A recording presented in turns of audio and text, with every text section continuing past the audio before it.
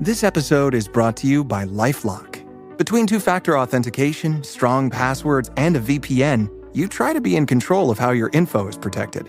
But many other places also have it, and they might not be as careful.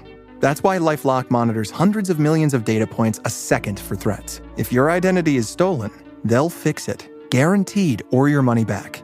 Save up to 40% your first year. Visit lifelock.com/podcast for 40% off. Terms apply. This episode is brought to you by JCPenney. Yes, JCPenney. And if you've been there recently, you know it's the place to go for jaw-dropping looks at brag-worthy prices. They've got something special for every style and budget, not to mention rewards and deals that make finding those hidden gems even sweeter. If you already shop JCPenney, you're already in on the secret. But if not, it's time to ask. Wait, am I sleeping on JCPenney? Shop JCPenney.com. Yes, JCPenney.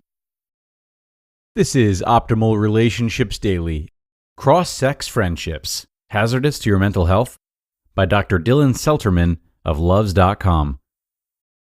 A reader asked, is it true that girls who have more guy friends than girlfriends are less likely to have anxiety and depression? What does research say about girls who have more guy friends than girlfriends? Interesting question. Before I respond in more detail, I'll cut to the chase. In my review of the existing research, I couldn't find a study that directly answers your question about whether having more opposite sex than same-sex friends raises psychological health in women. However, this is what we do know from the research. Opposite sex or cross-gender friendships amongst heterosexuals can be challenging to maintain, but they're also very valuable for a number of reasons. We've written about these relationships before. For example, managing a platonic friendship if one or both parties feel some attraction, which is common, can be tricky because of the inevitable tension, and a lot of these relationships are characterized by at least some degree of attraction. However, having opposite-sex friends also gives people joy and fulfillment, as well as a different perspective on the world that they simply can't get from a same-sex friend. For example, opposite-sex friends talk to each other about a greater variety of topics than same-sex female friends.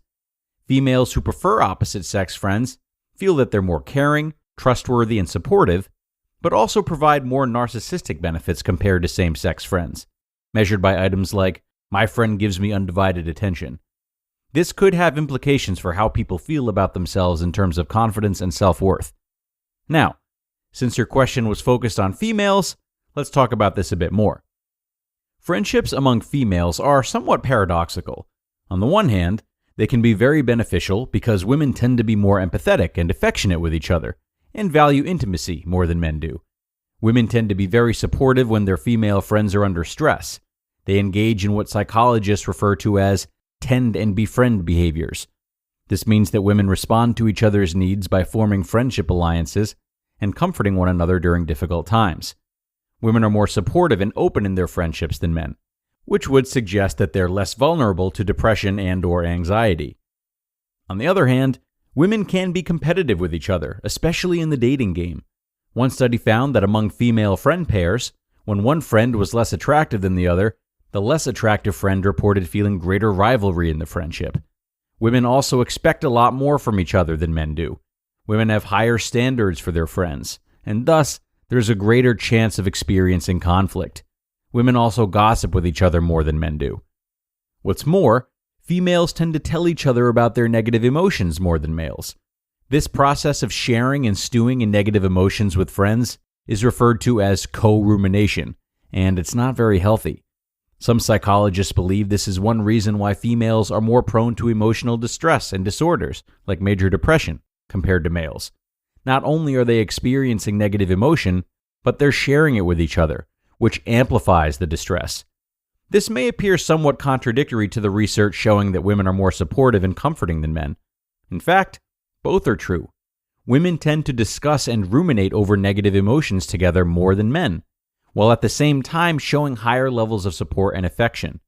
In this case, musing or ruminating over negative emotions is a dysfunctional coping strategy.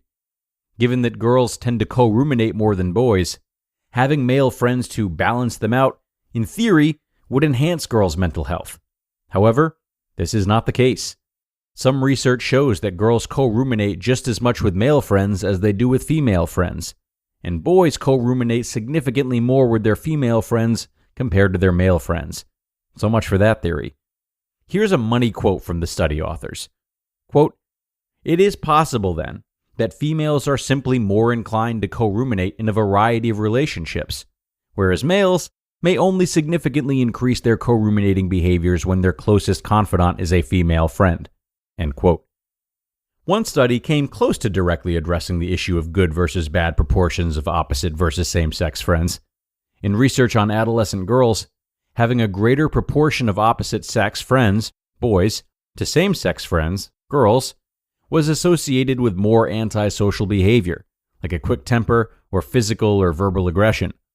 This suggests that girls with a higher ratio of male to female friends are less mentally healthy. However, antisocial behavior is not the same thing as depression and/or anxiety. And also, this is still not the same as saying that they had more male friends than female friends. In this sample, the vast majority, 75%, of teenagers' friends were same-sex friends. Furthermore, the overall effect was different depending on whether the girls experienced puberty early or later in adolescence. For girls who developed at a younger age, they were much more likely to have older, possibly more rebellious male friends, and to be more antisocial compared to the girls who matured later on. Finally, it's important to remember that correlation does not equal causation. The authors of this study did not suggest that friendship networks cause antisocial behavior. Actually, it was the reverse. The authors discussed early maturation, puberty, and antisocial behavior in teenage girls as the variables that predict having a large percentage of male friends. Other research shows that adolescent girls with a male best friend were more antisocial, more likely to steal or lie to others, than girls with a female best friend. The important thing to remember here is that the nature of friendships changes dramatically in the teenage years, and it's totally normal to have opposite-sex friends.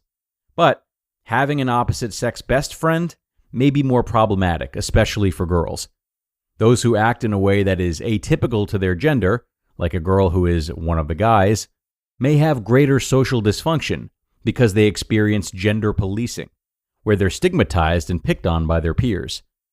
To summarize, some research suggests that when women have a higher proportion of male friends compared to girls with a lower proportion of male friends, this can be problematic, although it's not clear that having lots of male friends causes any psychological dysfunction in females. Furthermore, some of the distress in adolescence that goes along with having lots of male friends may be due to stigma and bullying from peers and have nothing to do with the friendship itself. Future research could also investigate more of the possible benefits to having opposite-sex friends. You just listened to the post titled, Cross-Sex Friendships, Hazardous to Your Mental Health? By Dr. Dylan Selterman of Luvze.com. And a really interesting read from Dr. Selterman today. Thanks to him and the team of researchers for all that information, in spite of it maybe not having the conclusivity that I feel some had hoped for. Or conclusiveness, I think is the word. One thing that really struck me in this article was the note about excessive ruminating being an unhealthy coping strategy. Whether it's in a romantic relationship or a friendship, of course it's encouraged, perhaps by no one more than me, to identify and name difficult feelings so that they can be expressed and processed with the support of someone who cares. But if you do find that over an extended period of time of doing this, that your distress has managed to increase, consider what a healthy middle ground may look like. Maybe you only turn to 1 or 2 confidants instead of 3 or 4. Maybe you set specific time aside to reflect on such things rather than letting it permeate. Or maybe you consider how the nature of these conversations could be changed in such a way that they're only about the exchanging of new progressive ideas as opposed to recycling the same pain without any action tied to it. I don't know. It appears that even expression and communication may have a sweet spot in which too much causes more pain than pleasure. And if you're serious about your relationships, either with yourself or with others, it's worth being mindful of. Definitely something I could stand to work on myself. So, thanks again to Dr. Selterman for all that info and all that research. It's time to wrap up another episode, so enjoy the rest of your day, my friends, And do be sure to come on back tomorrow where I'll have another post to read for you and where your optimal life awaits.